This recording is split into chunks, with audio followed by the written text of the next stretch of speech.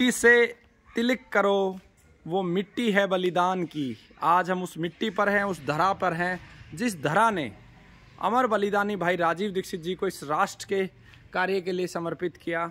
30 नवंबर 1967 को ठीक इसी स्थान पर, इसी घर में भाई राजीव दीक्षित जी का जन्म हुआ, जो मेरे गुरु हैं, गुरु तुल्य हैं। हालांकि मैं उनसे कभी मिला नहीं हूं, लेकिन आयुर्वेद और ये जितना कार्य मैं कर पा रहा हूं उसका प्रेरणा स्रोत एकमात्र राजीव दीक्षित जी हैं, और उस दिशा में बढ़ाने वाले बाबा जयराम दास और भगत सिंह जी, जिनकी प्रेरणा से मैं इस कार्य में आगे बढ़ा। तो इसी स्थान पर, हालांकि ये मूल मकान नहीं है, क्योंकि उस समय पुराना मकान था, कच्चा मकान था, उसको मकान को तोड़ के नया मकान बन गया है, लेकिन जगह वही है। कहाँ पर उनका जन्म हुआ, इवन जिस खाट के ऊपर जन्म हुआ, वो खाट के कुछ पार्ट्स भी आज भी हैं। मैं बात करूंगा भाई जी से। भाई जी, संजीव भाई जी, आप संजीव भाई जी एक बार, आप चाचा जी हैं, आ जाए, एक बार आप बताएं। तो सबसे पहले तो आपको नमन है, वंदन है। आपने, आपके परिवार ने एक ऐसा योद्धा इस राष्ट्र को दिया जिसने जो हमारी मूल संस्कृति थी, जो पतन की कगार पर थी, उसको पुनः जीवित किया। गाय के विज्ञान को जन जन तक पहुंचाया। उन्होंने जो भारत के जितने बच्चे हैं, उन बच्चों के अंदर राष्ट्रभक्ति भरने का उन्होंने प्रयास किया। शिक्षा के क्षेत्र में, चिकित्सा के क्षेत्र में इस राष्ट्र को मजबूत बनाने के लिए, अर्थव्यवस्था को कैसे मजबूत बनाना है, स्वदेशी का नारा उनका दिया था। आज इतना बड़ा पतंजलि जो खड़ा है, उसमें कहीं ना कहीं भाई राजीव दीक्षित जी का बहुत बड़ा योगदान है। तो आपने ऐसा राष्ट्रपुत्र दिया जिसने भारत की सभी समस्याओं का समाधान करके दिया, उसके लिए आपको नमन है, वंदन है। उनके जीवन से जुड़ी हुई कुछ बातें बताएं, कहाँ जन्म हुआ, कैसे हुआ, जो भी आपकी मेमोरी में है। तो ये जगह है जी, यहाँ पर उनका जन्म हुआ था 1967 में। 1967 में यहाँ मेरा भी जन्म यहीं पर हुआ था। अच्छा, आपका 1977 में हुआ था। आपका 1977 में हुआ था, यानी कि 10 साल के बाद। 10 साल के बाद जी जी। मैंने बचपन से ये देखा था, वो यहाँ रहते तो थे नहीं, ठीक है, मेरे सामने, लेकिन वो आते जाते रहते थे जी, ठीक है। तो वो यहाँ पर हमारे गाँव में लास्ट सितंबर 2010 में आए थे।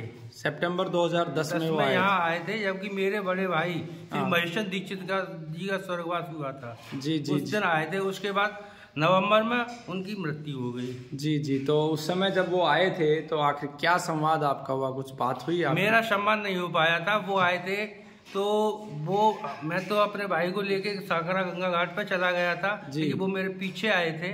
उसके बाद में वो फिर साखरा पहुंचे थे जी जी। वहाँ पर थोड़ी बहुत बातचीत हुई थी, कैसे हुआ, क्या हुआ, ये कैसे खत्म हुए, क्या समस्या थी, वही बातचीत थी। लेकिन उनका प्रोग्राम कोई फिरोजाबाद में था जी जी जी। तो वो वहाँ से ही जस्ट सीधे फिरोजाबाद के लिए रवाना हो गए थे। उसके बाद उनका यहाँ आना नहीं हो पाया। राष्ट्र योद्धा है वो, और योद्धा कभी खत्म नहीं होते। उनकी जो क्रांति है, भारत के प्रत्येक युवक के अंदर वो क्रांति आज भी है। और भाई जी, ये खाट के विषय में बताएं कि ये जो खाट है, इसका क्या संबंध है राजीव भाई से? मैं बताऊंगा। उनकी जो दादी थी जी, वो बताती थी, उनकी जो दादी जी थी वो बताती थी, हमारी ताई जी थी जी। तो इस चारपाई को बताती थी, लेकिन इसमें अब केवल ये जी और ये जी, केवल 3 पार्ट्स बाकी रह गए हैं इस चारपाई में, बाकी चेंज हो चुके हैं। बाकी चेंज हो चुके हैं, यानी कि इन 3 जो पार्ट्स हैं, ये जो 3 पार्ट्स हैं, आज भी राजीव भाई की याद इन पार्ट्स के अंदर है, क्योंकि यहाँ पर राजीव भाई का जन्म हुआ था। और यही वो भूमि है, यही वो क्रांतिकारी भूमि है जिसने इस राष्ट्र को इतना बड़ा योद्धा दिया।